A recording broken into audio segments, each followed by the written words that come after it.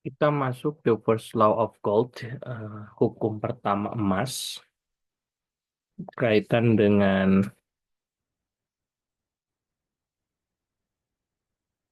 emas datang dengan senang hati dan meningkatkan kuantitas kepada siapapun yang akan menghabiskan tidak kurang dari sepersepuluh dari penghasilannya untuk menciptakan perkebunan untuk masa depannya dan keluarganya.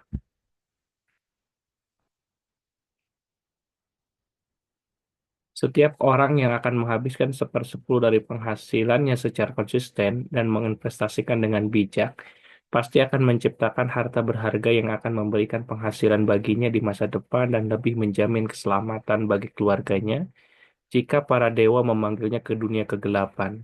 Hukum ini selalu mengatakan bahwa emas datang dengan senang hati kepada orang seperti itu.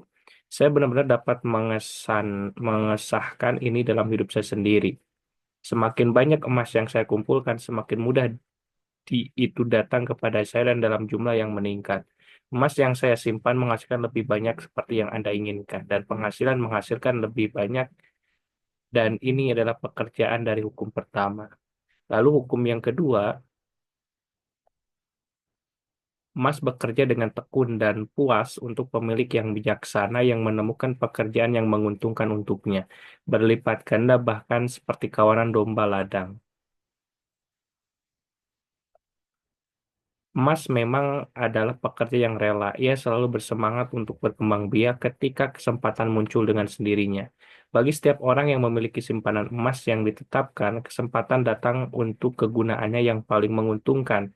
Seiring berjalannya waktu, ia berkembang biak dengan cara yang mengejutkan. Hukum ketiga tentang emas berkaitan dengan emas berpegang teguh pada perlindungan pemilik keamanan yang menginvestasikannya di bawah nasihat orang-orang yang bijaksana dalam penanganannya. Emas memang melekat pada pemilik yang berhati-hati, bahkan ketika ia melarikan diri dari pemiliknya yang ceroboh, orang yang mencari nasihat dari orang-orang yang bijaksana dalam menangani emas segera belajar untuk tidak membahayakan hartanya, tetapi untuk melestarikan dengan aman dan menikmati kepuasan pertumbuhannya yang konsisten.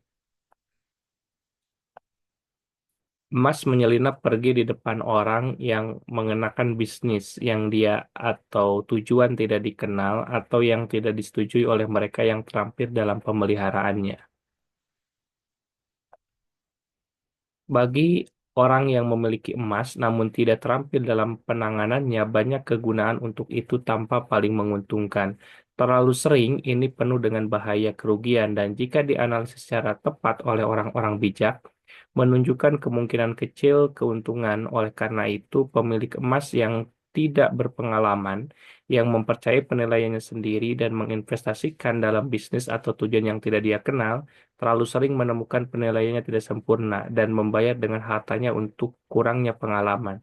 Bijaksana sesungguhnya dia yang menginvestasikan hartanya di bawah nasihat orang-orang yang terampil dalam cara-cara emas. Lalu hukum kelima, emas melarikan diri dari orang yang akan memaksanya untuk mendapatkan penghasilan yang mungkin atau yang mengikuti nasihat memikat dari penipu dan perencana atau yang percayakan kepada dirinya sendiri.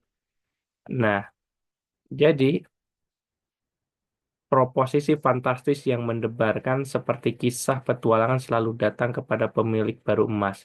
Ini tampaknya menganugerahi hartanya dengan kekuatan sihir yang akan memungkinkannya menghasilkan penghasilan yang mustahil.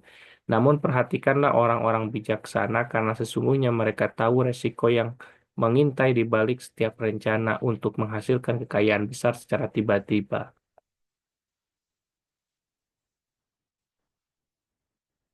Jangan lupakan orang-orang kaya di Niniwe yang tidak akan mengambil resiko kehilangan pokok mereka atau mengikatnya dalam investasi yang tidak menguntungkan.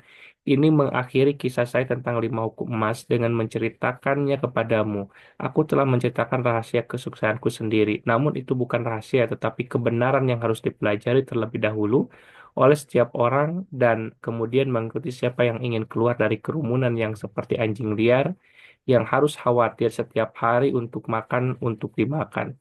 Besok kita memasuki Babel. Lihat-lihat api yang menyala abadi di atas kuil Bel. Kita sudah melihat kota emas.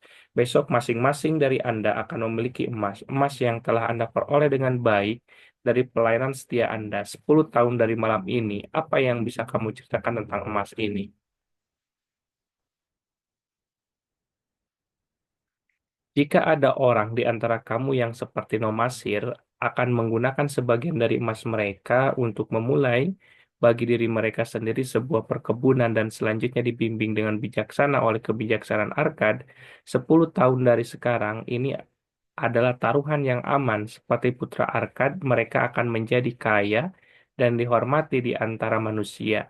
Tindakan bijaksana kita menemani kita melalui hidup untuk menyenangkan kita dan membantu kita. Sama pastinya tindakan kita yang tidak bijaksana mengikuti kita untuk mengganggu dan menyiksa kita. Sayangnya, mereka tidak bisa dilupakan di barisan depan. Siksaan yang mengikuti kita adalah kenangan tentang hal-hal yang kita harus lakukan dari kesempatan yang datang pada kita dan kita tidak ambil.